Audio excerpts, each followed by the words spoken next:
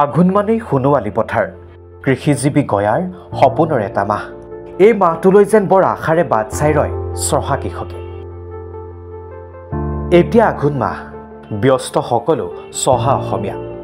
এতিয়া সোণগুটি চপোৱাৰ সময়।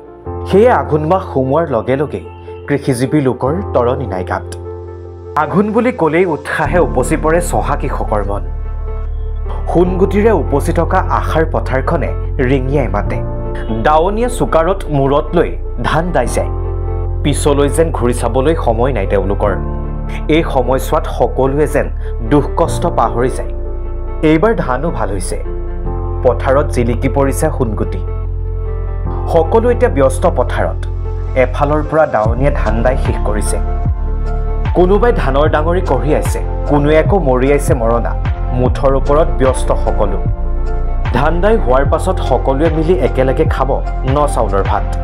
এই ব্যস্ততাৰে ভৰা দিন পাৰ হোৱাৰ পিছতেই পালন কৰিব কৃষিজীৱী সমাজৰ সপোনৰ উৎসৱ ভোগালী বিহু।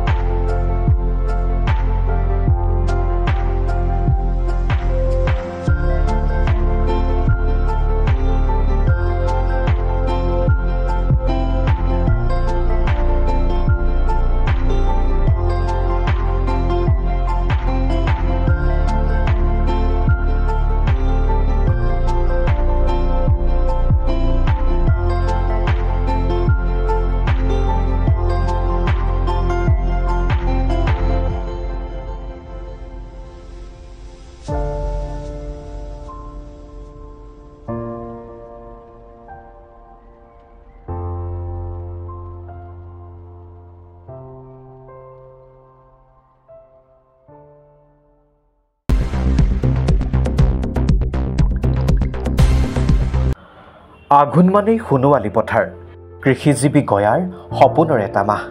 এই মাহটোলৈ যেন বৰ আশাৰে বাট চাই ৰয় চহা কৃষকে। এতিয়া আঘোণ মাহ, ব্যস্ত সকলো চহা অসমীয়া। এতিয়া সোণগুটি চপোৱাৰ সময়। সেয়ে আঘোণ মাহ সোমোৱাৰ লগে লগেই কৃষিজীৱী লোকৰ তৰণি নাই গাত। আঘোণ বুলি ক'লেই উৎসাহে উপচি পৰে চহা কৃষকৰ মন।